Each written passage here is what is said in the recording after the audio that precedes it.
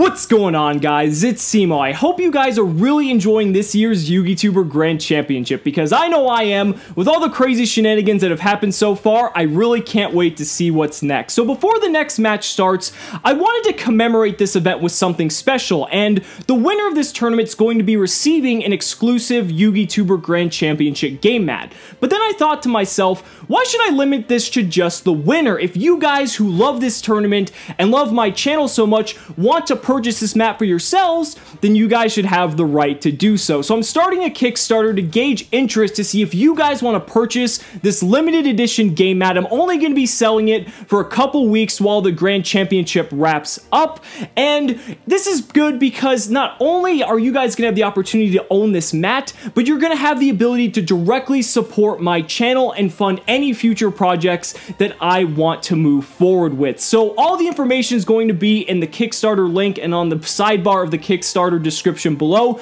Be sure to check that out, you guys. Thank you so much for all the continued support, and here's the next match. And ladies and gentlemen, welcome back to the 2017 YugiTuber Grand Championship. For the first match of round 2, we have TeamSamuraiX1 playing Satellar Knights going up against the TheRJB0 playing Magispectors. And with us for this electrifying commentary, we have the one, the only, what's good YouTube? House of Champions. What's good, YouTube? We are here with Cimo, and I am watching. I already saw Card of Demise, so you know it's not gonna be nice. And we have Satellars on this side, and it looks like a pretty bad brick. Even with the Neb, that's a lot of monsters to be starting with for Satellar Knights. Yeah, like if Team Samurai at least had a Vega in this hand, it would be remedied just slightly, because then he could at least have some rank 4. But the fact that he only has Solemn Strike as his only defensive option is not looking too good, especially going second against a deck like Secret Village coming down. I mean, doesn't really matter in this case, but I mean, the fact that RJ's playing that in the main deck is really good. And scales turn 1. You do not see that too often. He really wanted to use that Card of Demise. And just he's going to try to set everything. Yeah. And it looks like a pretty good Card of Demise because he got at least 2 cards. And if he's playing Pendulum Reborn, that Fox is by no means dead either. Absolutely. Which Pendulum Reborn's a pretty common tech now, I would say, in Magispectors. I know obviously it's not the most, meta-relevant matchup for our sake, but I mean, Pendulum Reborn was becoming very popular before the deck kind of fell out of favor. So knowing that the back row are going to be tough to deal with, Sam actually chose not to activate. I call him Uncle High, but he chose not to activate his effect here, which is odd to me. He has Oasis, and I would think you'd want to start baiting the back row.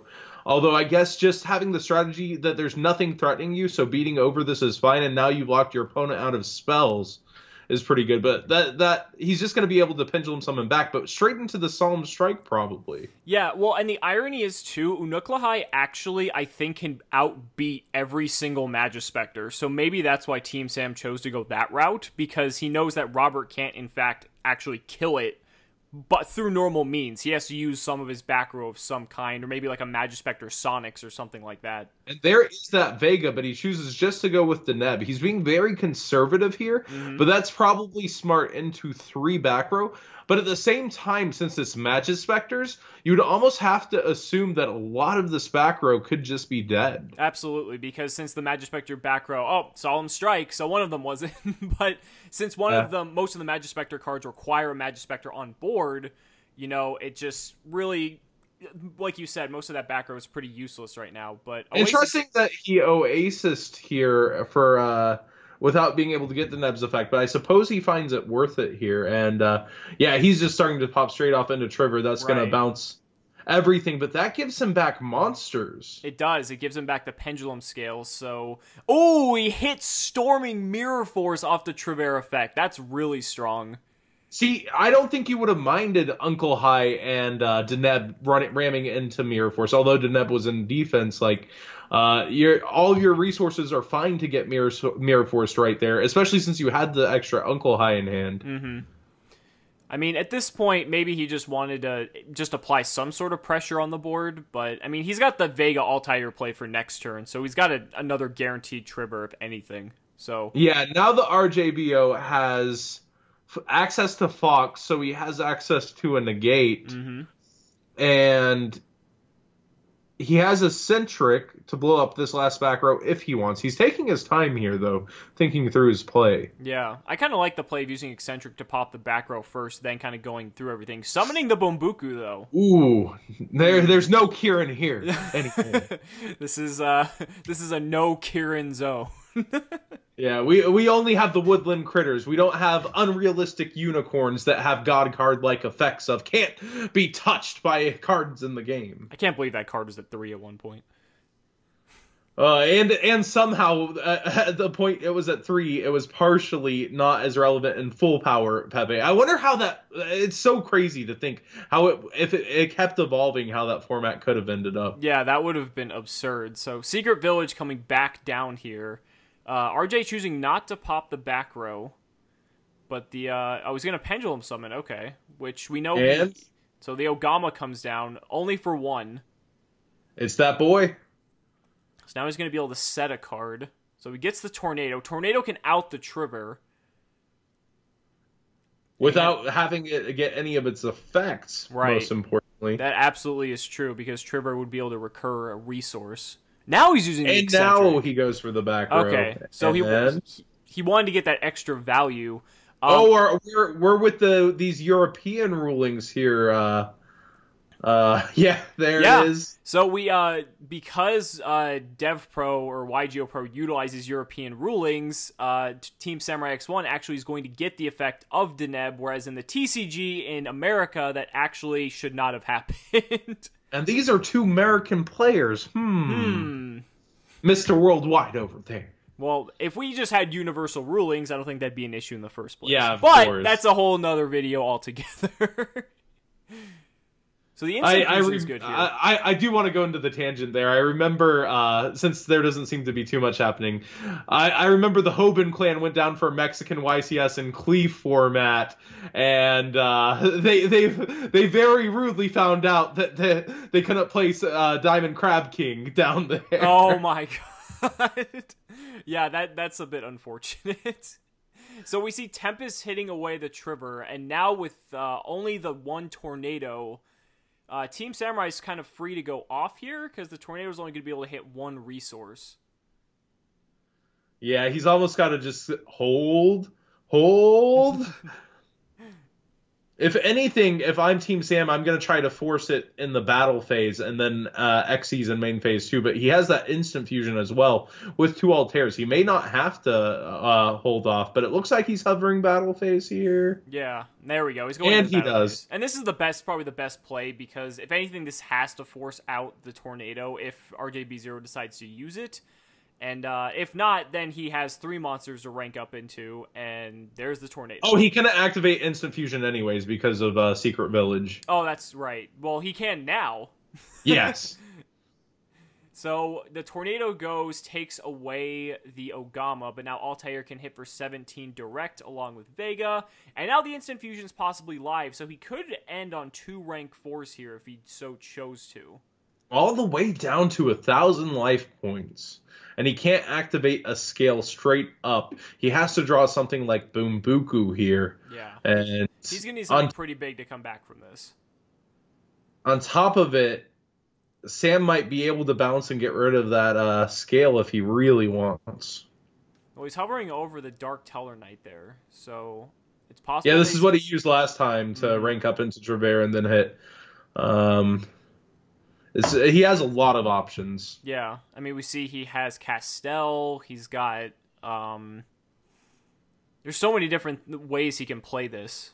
He seems to play very conservatively. I kind of feel like even though in this particular instance he could probably be the aggressor, I feel like in this matchup though playing conservatively is probably best, just because these are both very conservative decks. Yeah, you're utilizing your resources. With Magispectors, you're trying to actually establish a field. Right. Whereas with Satellar Knights, you establish your field, but every time it's broken down, you're supposed to have an Altair here to come back, or a Call of the Haunted, and you're right back in it with another monster. Very interesting. All right, so he does hit the QB. Oh my gosh. So that's really big now, because now Sam knows that he has 1 card in hand. He's got the Secret Village, so RJB0 is in trouble here. Well, how do you get to 3 cards here? Because he drew for turn. Okay. So I saw the QB and but he hit a card out of hand. I just got lost somewhere. Yeah, it's okay. So now the Trivera hits the Secret Village out of hand. And, you know, yeah, if RJB0 is forced to set a monster, like, this is just not good, because now Team Sam can just go off. He should be able to just win this on this turn. Yeah, it's game on this turn. It's unless he's just gonna play with his food. I was gonna say, unless this is like a Fossil Dyna set that's about to next level Team Sam. That would be amazing, by the way. If anything, typically Magispectors play the Wind Barrier statue as their stun component. Yeah. Okay, so he's going into a second Dark Teller Knight here. I feel it's a bit unnecessary because you pretty much already have it won, but I guess he Free construct. Free construct. And RJB0 just surrenders, as we assume, because there's really no going back from that at that point. But we always like to take this time to thank Cimoooooooo's sponsors. MST TV for that awesome intro and logo. Be sure to check out his channel in the description and give him a sub. While we're looking here at the side deck, pretty standard for what the format's shaping up to be. You got your Cosmo Hate and System Down. Got the Shadow Imprisoning Mirrors for like Burning Abyss and stuff, which people were worried about. I'd say he's got some pretty good coverage all around. Teller Knight's the only deck to remain almost unscathed after winning a Worlds Championship. Yep, that's true. It's, granted, it pretty much got power creeped completely out of existence, but I would say most decks, for the most part, did anyway, so. Almost anything that wins a Worlds typically gets a little bit of a nick. Little bit. Well, technically, Rhoda going to 1 was the nick. Yeah, that was it. That was getting off real light. They just took a little like baby scissors and just like put it across like the tip of the finger. Safety scissors. Safety scissors. So I imagine RJB0 is going to want to go first here. He might side in like Light Imprisoning Mirror or just some. Maybe DD Crow to banish Deneb, or just some hate in terms of that. But wow, what a hand from Team Sam. Like the complete opposite from last round.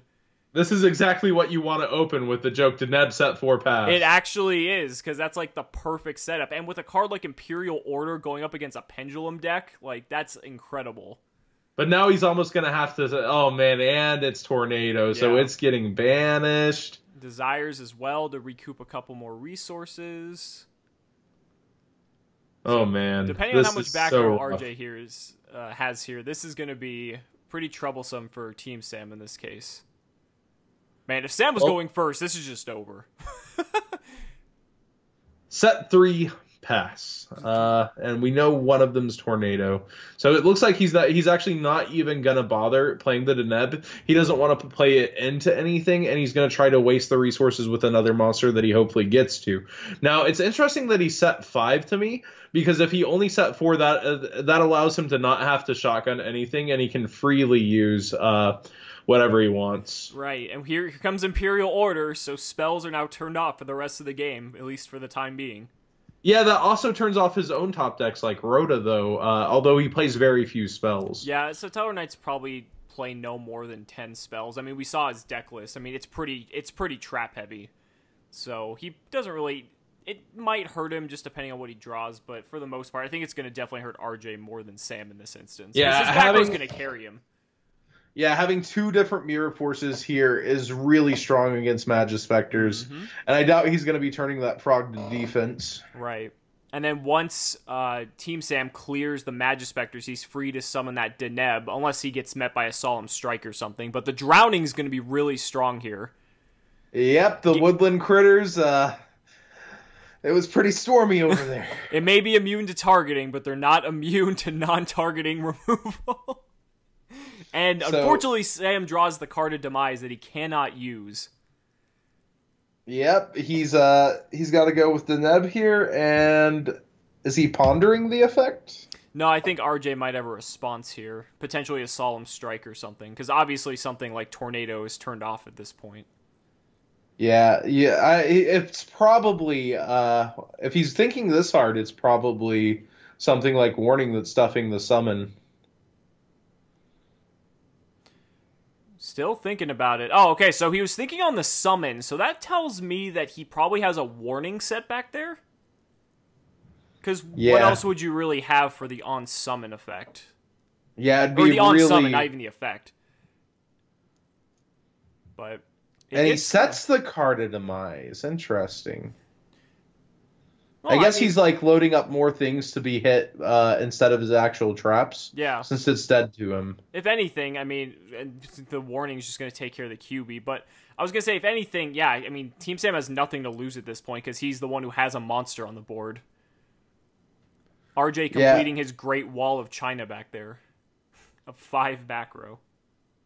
This is just an unfortunate grind where RJ's just not able to establish the field that needs to be. And this is my problem with Magispectors. Unless you draw Ties of the Brethren, it's so unlikely that you're going to be able to get multiple stoppage because one trap and you're out of monsters on a regular field. Absolutely. And honestly, I'm not even sure if RJ's playing Ties of the Brethren. Oh, Pendulum Reborn. Okay. Oh, there's a card that lets him get the monsters back. Exactly. And so none of the back row's turned online, and QB's going to fetch another trap as well. But I was going to say, don't most Magispector lists that play Demise don't play Brethren? Like, isn't it typically one or the other? Some tech both, because Ties is just too good to ignore. I agree. Like it's not that bad to just draw into it and set it into like your 4 other back row and then hope to get to another monster. So Tornado takes care of Deneb and banishes it, and Altair's still going to get in that 17, but RJ's still in the same predicament he was before. He's still missing a monster, so if he doesn't get anything here, he's still going to be... Okay, he has Yogama, though, so... It's that boy again. I know, that's what he needs. That's what's going to keep him in this. What did he set off of QB? Was it a Tempest or a Tornado? I think it was a Tempest. Oh, okay. So it's not going to help him against the established board. Yeah, he needs a Tornado, and wow, the Ogama's just going to die. So that tells me he doesn't have a Tornado back there. I just would not set this Desires. He was hovering it. Yeah, that scared me. I wouldn't either. Just leave it in hand. I mean... You could bluff it, but that's too good of a comeback card. I guess Demises as well, arguably. He is considering going into the extra deck. He does. Oh, this is actually a good play because if he goes into oh, it's gonna get striked. I was gonna say if Trevere could stick, he could bounce Imperial Order back to his hand, then use his Pot of Desires, and then reactivate Imperial Order. This is actually really close. Yeah. So this Imperial Order's been sticking him, and he's actually lower in life points despite all the battles being in his favor. It's true, yeah, because Imperial Order doing 1,400 damage for every full turn cycle. And the Solemn. Yeah, the Solemns as well. I mean, he's only sticking like 1,500 to 1,700 per attack. Yeah, he's locked himself down here. Yeah. Oh, 400 life points. Tick tock, tick tock. Oh there God. goes the clock. It's going. Oh, he cannot pay, so it actually leaves him alive. Yep. That's crazy. And with Potted Desires and Card of Demise now available to him, really curious to see how this is going to end up. Yeah, 2,900 is not the biggest push, but now being at 400, he's got to get to monsters. Yeah, well, this is good though because now he can. He's gonna Card of Demise first. I was gonna say, yeah, you're gonna miss out on doing some damage, but Chaining Pendulum Reborn. But you need to get the resources at this point, just because you're only on 400 life. Both of them were chainable. The Pot of Desires with the MST, that is huge. And now QB is threatening that with that back row online again. That moment where you go into 5 back row and you hit 2 of the chainables. That's so unfortunate. 2 of the chainables, not counting Magispector ones, where Magispector needs to be on the board. Not to mention. Now, he did get to Alpha, so that's huge because that means any real threat to him is going to be stuffed. Oh, but RJ except for with that the warning, as we predicted earlier, so... Was that a Fogblade down? That was a Fogblade, yes. I'm sure after seeing it in this situation, he's probably going to be taking Fogblade out for game 3. If it gets there. There is that Quaking that's going to stuff QB. I was going to say, there's still the chance that Team Sam might have this. Both players are extremely low on life. He's out of Cowboy range, but... Yeah, here's the attack. Quaking's going to activate, setting it. And then Oh man, this is this is so close. He's actually used quite a bit of his monster count also. Mm-hmm. And all solemns are turned off now because both players are under that 1500 threshold. Yeah, but we. Oh wow, another QB. No targets though. Don't. But the card demise. Oh my gosh. Into Pot of Desires as well. Into Pot of Desires, Deneb Call the Haunted. That's probably 3 of the best cards you possibly could have drawn off that card of Demise. Oh my god, that's ridiculous. So now he can't activate the effect. He knows Tempest is down. Oh, he activates the effect. Well, he has the alpha though. True. So maybe he's trying to bait the Tempest here just to get the Tempest off the board, which I actually like. Yeah, and he has Call, so he's not going to die. And he just drew into an Oasis. Wow. Ooh. Oh my god, that's insane. So now he has that plus Pot of Desires to get even more back row. Is he going to activate the guys? Yeah, you have 19 cards in deck. That'll put him down to 7, but I think you kind of have to. And he is going to lose his hand in the end phase here, so he needs to be cognizant of that. Well, he's going to be able to just pitch, which... Oh, never mind. Yeah. I was thinking since he was already going to lose the resource, he would just hit that last back row. Well, actually, but he's already summoned. It's totally fine, though, because he has Altair engraved now to use Call the Haunted. And Deneb will get him the free resource. Exactly, because that QB, because, I mean, one of the biggest weaknesses of the Magispectors is they're so small in terms of attack power that he's just going to be able to go Altair Deneb here, and he's going to be fine. Yep, there is Altair for Deneb. And then, I don't even know if he has any targets left. Oh, the Tempest. Wow. But the thing is... Yeah, he also drew Oasis. He has the Oasis, but RJ still got still got something in him. Does he have complete scales? Oh my god, he does. He does. So he's going to be able to wall up. And he also, he stopped Deneb, so didn't he chain to the effect? No, he chained to the effect of Altair summoning Deneb. Okay. So Deneb is going to get its search. And that is going to give him the cards to pitch for Twin Twisters. It is. So now he can chain. That's so rough. That is a really strong play because now Deneb can just switch to attack and win it. Really well played, though, by both players, I gotta say. There's a single back row, though. It's true.